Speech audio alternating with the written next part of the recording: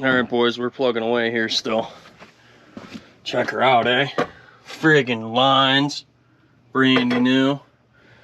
I ended up not having to waste that line. It was the perfect size to go from the one that I cut wrong to go from the secondary to the fuel pump. So I did that line, that's ready to go. So now what we're gonna do is the lines from the secondary to the motor and put the secondary on, install that.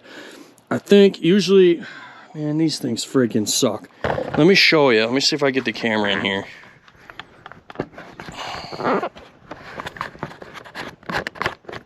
Let me see. See if I can show you what all I'm working with here. But usually, and I think I'm gonna have to do it also, is I'm gonna have to drain the cooling system. Because, okay, so this is the one that comes from, it's not tight yet, by the way, I didn't tighten it. But, so that one right there that we're looking at spin is outlet of the pump that goes, this is pressure to the secondary. And then this is the secondary to the engine. You can see it comes into the head down here. And usually in order to get a wrench on them with any kind of, I usually have to take this coolant crossover out, and I don't know if I'm ready for that yet. I should probably just do it because I mean, I have to do all the coolant lines anyway. So what we'd have to do there is drain the radiator completely. We're gonna pull the water pump off. We'll replace everything. We'll do the water pump. We'll do these coolant hoses. We'll do thermostats. Is that a standing? Yeah, that's a standing. So there's 3 styles of water pumps. There's standing, which refers to these outlets. There's standing, there's walking, where one is just a little bit angled, and then there's running, where both of them are angled in different directions. That's what they call them. That's like the nicknames for them. And this looks like a standing, so we'll have to, I think we're gonna order one of them. Well, boys, we got her draining. Actually, it looks really nice. Shocking.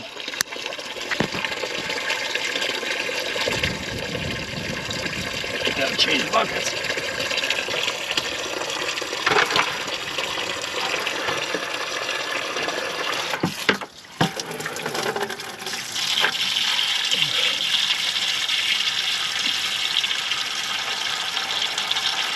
Golly. That down there is bucket number 4. That's like 20 gallons of coolant just about. So I guess you guys don't have to worry and bitch at me for running that low on coolant, huh? Alright, so now what we gotta do, we're gonna pull all this shit off of here. We're gonna pull this hose, everything is coming off. I don't know if we'll pull the water pump. Yeah, we probably will. Damn it. We gotta pull everything. God, this sucks. Alright. By far, boys, the worst part of a project is when you just keep going backwards, it seems, you know? Like there's zero forward progress. All we do is take 7 steps back every day. But that's the way she goes for a while with stuff like this. I mean, if you're willing to undertake one of these projects, you gotta be...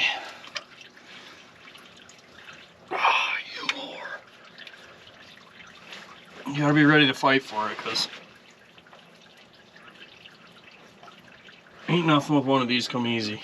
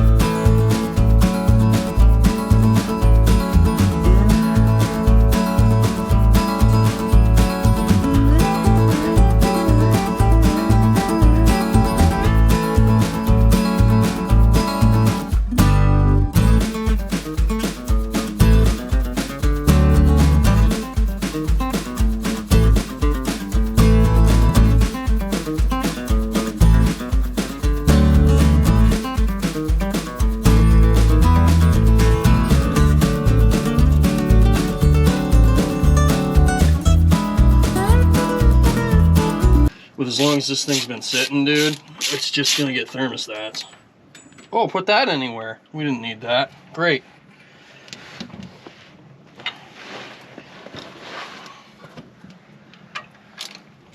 That's what I get for talking to you guys, not paying no attention. Oh, yeah. Boys.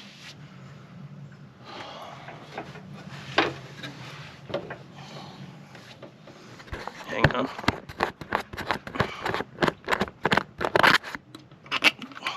Did you ever just like make the right call without knowing it was the right call? Look at that shit.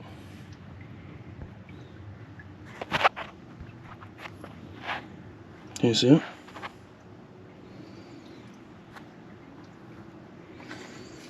It's straight like schmoo. Let me get the light.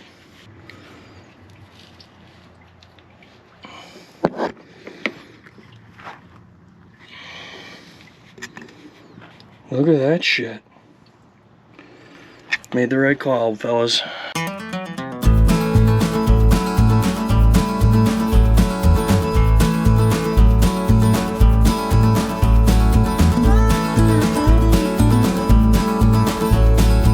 I'm sure this thing's just gonna pop right off of here, huh? Probably. Oh yeah, it's not stuck at all.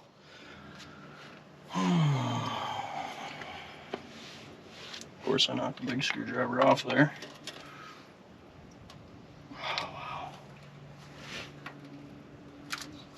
Got her.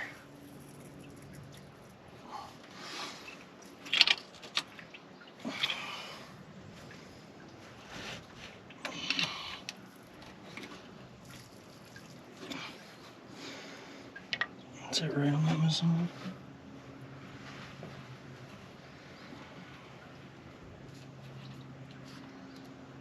Oh, I knew it was too good to be true. There's one on the back.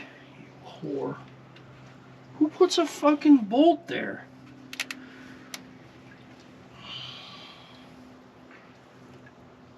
Oh, and I am not the first person to miss it. That son of a bitch, the corner's chipped off of the thing.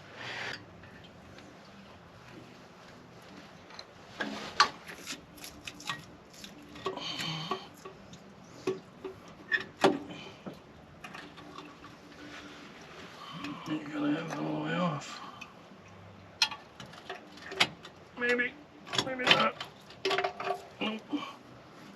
Yeah, they busted the chunk off of the side of that water outlet. Idiots.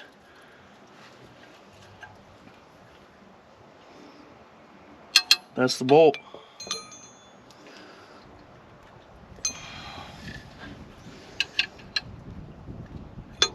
Makes it a little easier to get that off now. Good news is it's clean down in.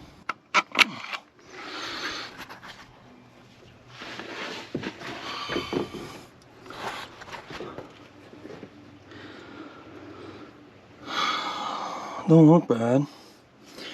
So again, that's where that line is. This is that line I have to replace, this one here. And it's not, I mean, it doesn't make a whole lot of difference to get that out of the way, but it's certainly a little easier. We might,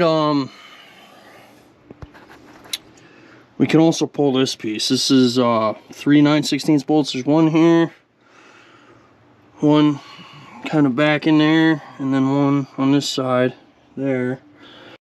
Alright, boys, I got the crossover tube off. That's all it is. Looks like that. Well, another day, another dollar. Ripped her all apart. All the hoses were like totally swelled up and wasted. I cut a bunch of them to get them off because they were just like glued on there. Total disaster. Thermostats look really nice, actually. I mean, if it weren't for the schmoo, we could probably clean them up and reuse them. Like, I really don't think there's anything wrong with them. But we're gonna order new ones. It's just money, right? There's the schmoo up close to the meth. Delicious. I have to put that in a Pyrex. And then we pulled the water. I pulled the water pump right off just because, I don't know, it was really kind of bothering me just looking at it. And I wanted to make sure there was no leaks on the back side here. Make sure it wasn't getting coolant into the motor. And I don't think it was, but it doesn't hurt. It's easier to rebuild out of the truck. So that's what we're going to do. But the bearing is freaking mint, boys. Like, I really do not think this needed to come apart, but it's apart. So there's a couple different deals. I got to pull the front cover off of it yet and find out what impeller it has, because there was two different impellers for a V12. They're a little bit different than the V8s. This was the downspout. Dude, there was mud daubers all over this one. This goes from the oil cooler outlet up into this leg of the water pump. And like all this entire back half of the hose was all mud dauber nest. Old, you know, I mean, it wasn't fresh or whatever, so that's good. Where'd I put my beer? We're gonna need to drink that. Well, you know, we use the term beer, you know, loosely around here. So let's go take a look at the truck. I got the gear pump, or the gear side of the water pump. There's a hole there, you know, in the gear train cover. I got that, like, just a towel stuffed in it. It looked immaculate in there. I didn't see any traces of coolant, so I really don't think that water pump was leaking. And even if it was leaking, that's why it has a weep hole, and it is a newer style with a bigger weep hole, so I'm not super worried about it. But after that 8V92 I had, it's cheap insurance to just put a water pump on one of these. If you go back through my previous videos, you'll see what I'm talking about. My 8V92, it's in the shed there, in the green truck. I had a bad water pump, and I came out, filled it with coolant for the first time, ran it, got up to temperature, everything was mint. Came out the next day, and thank God I pulled the oil dipstick. And it was all the way up the dipstick. Like, oil was all the way up the dipstick. I'm like, what the hell, dude? So luckily I was thinking, so I pulled the drain plug out. And it just, I got 5 gallons of antifreeze out of the pan, like, before I got any oil. So I ended up, you know, doing the water pump. That's what it was.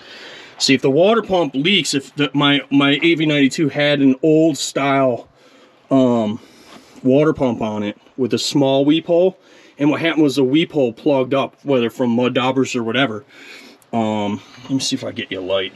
But when 71s are the same way, if they leak and the weep hole's plugged, the coolant has nowhere to go, so it goes into the oil side, and then you can see that there. Let me see if I can get you in there. There's a drain plug, or a drain hole right there for the gear train, and that goes right straight down into the pan, and that's where my coolant leak was coming from. That's like how it filled the crankcase overnight. It could be a substantial leak, and you would never know if you weren't doing your due diligence. So just a little tip: make sure your shit is weep hole is not plugged up. Like I said, it's not really a bigger problem. It's not really so much of a problem on the newer water pumps, because that's why they changed the design. And this one shockingly has a newer style, so somebody put a water pump on it. I'm not sure when they came out with that design. But you can see this is how Peterbilt did their front engine mount for the 12Vs. This is specific to a 12V, I believe. And all of them were the same. Like my 359 with the V12 is the same way. And I've had tons of people asking me for pictures of this thing and how Peterbilt mounted it, because it's very hard to find, I guess. So yeah, that's entirely everything on the coolant side. We got a part. I got to pull this sender out. That's for this wire here. It was busted off. So I think this is for the alarm stat. That's not for the gauge. That's for the alarm stat. So we're going to put that in and get it working again. And so now all I have to do is get all these lines off the top of the radiator, and then we can start, you know, repairing and replacing everything. I think I'm going to do all silicone, even though it's not like period, like it's basically forever. So that's what I need. The truck is going to sit more than it's ever going to be driven, so it's okay to update a few things here and there. The other thing we're also going to do, so this line here, this is actually coolant. This is called a what is this called? Hot start is what this is called, and it's an electric water heater, basically coolant heater. So This is where they put the cord for it. This is all factory installed. It's on the build sheet, and I've never seen one before. So what we're gonna do is pull the, what do you call it? We're gonna replace these lines because this one goes down into that lower radiator outlet, which that's a special outlet because of this. So we're gonna replace all these lines while we're here, while we're doing this job, and then I think we're gonna do the cab lines to these lines here that are hanging. These go all the way up the front, and then they come down into, they would go to here, and the one on the water pump, that's what you saw there. So they tee off of this heater core that is for the cab heat, and they come back to the one for the sleeper. So I think what we're going to do is we're going to order heater cores for the sleeper and the cab if I can find them, because there's a definite reason they were replaced, right? Or they were blocked off, and I'm sure it's because both heater cores are garbage. I'm sure they are. So we're just going to replace them. I'm not even going to worry about it. Still got to get the bolt out of this that we broke. This when I took this side apart, I don't think you guys were with me.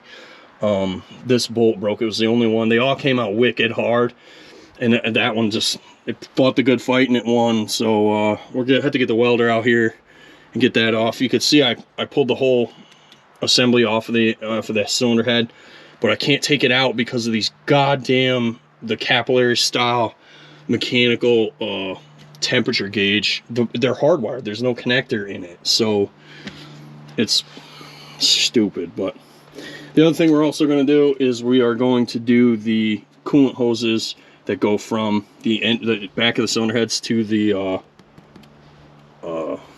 whatever this thing is, air compressor. God, idiot. Which, this is interesting. This is a different model that I'm used to. We may have to, I might replace that.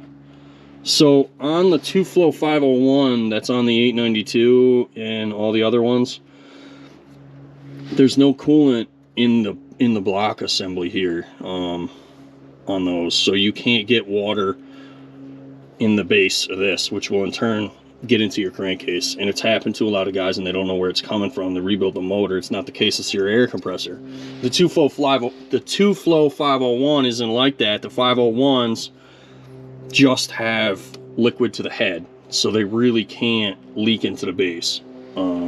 This one looks like the cylinder jacket is actually water cooled on this.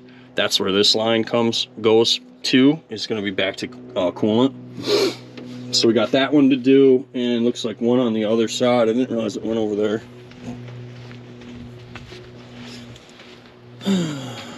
Where does it go?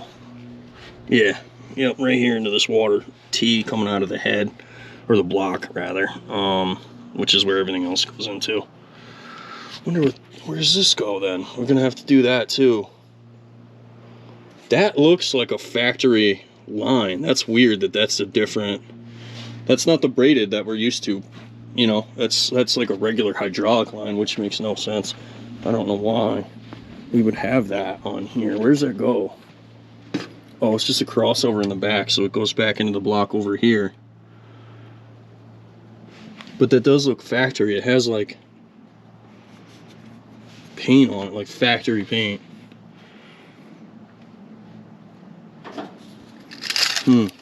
Interesting.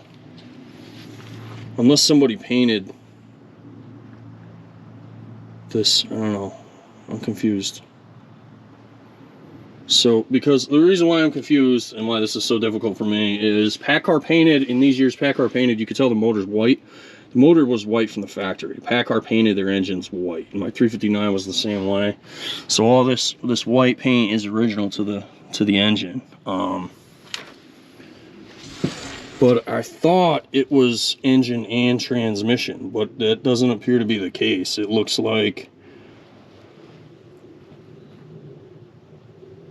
the tranny was painted separately with the chassis, which honestly kind of blows my mind because that's big and goofy to like tape off. I don't know how they did that. So I got some investigation, a little bit of research to do on how we're going to put this back. I might just use the flex, the braided stuff. Aero Quip, huh? Man. We'll probably just go back with the braided. It looks like a dash 12. It's usually, it looks like the same as what the power steering feed would be in the on the other side. So that's where we're at, boys. Just give you a quick update. Oh yeah, I also have to, we're gonna do all new lines to this, and I'll change the fittings. They got goofy fittings on it, but it'll all get dash 4 HO69 line like everything else, so it matches. And that goes down into here, so I have to order, I have to try to find a, what do you call it,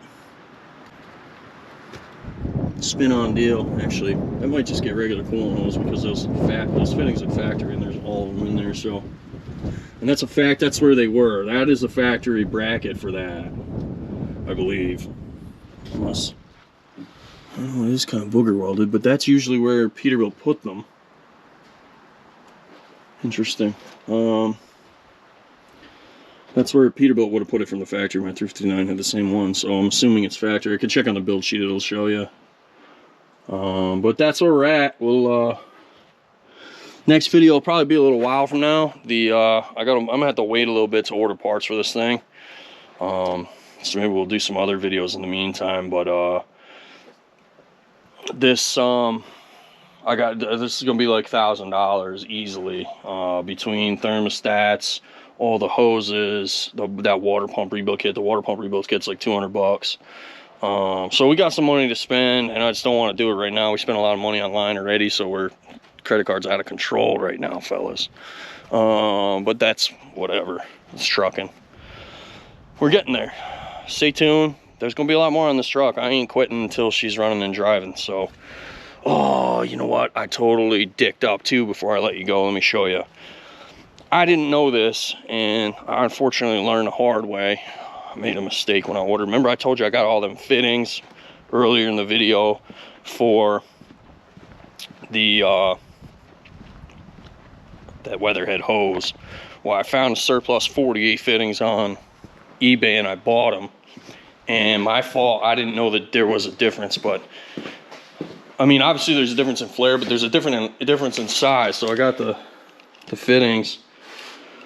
Here's the problem. These are JIC, which takes a 9/16 thread, and what we have are number 6 SAE. So you could see it's a much bigger thread diameter, which would mean if I wanted to use these fittings, I have to change all the fittings on the truck over, because these ones don't fit,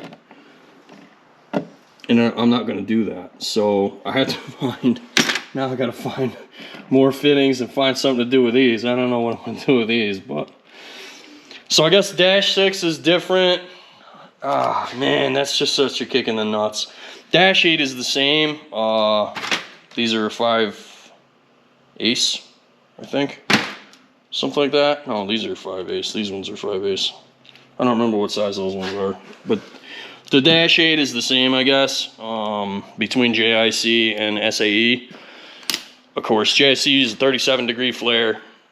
SAE is 45. I think I have that right. And so just pay attention when you're ordering, so you're not an idiot like I am, because it's painful. It's like very painful when you do it wrong. Yeah, see, I messed up. The 606 is a JIC 37. That's what these are. And what you would want to get is a 24706N dash 406 is the SAE one. Whatever, live and learn. It's just money, right, boys?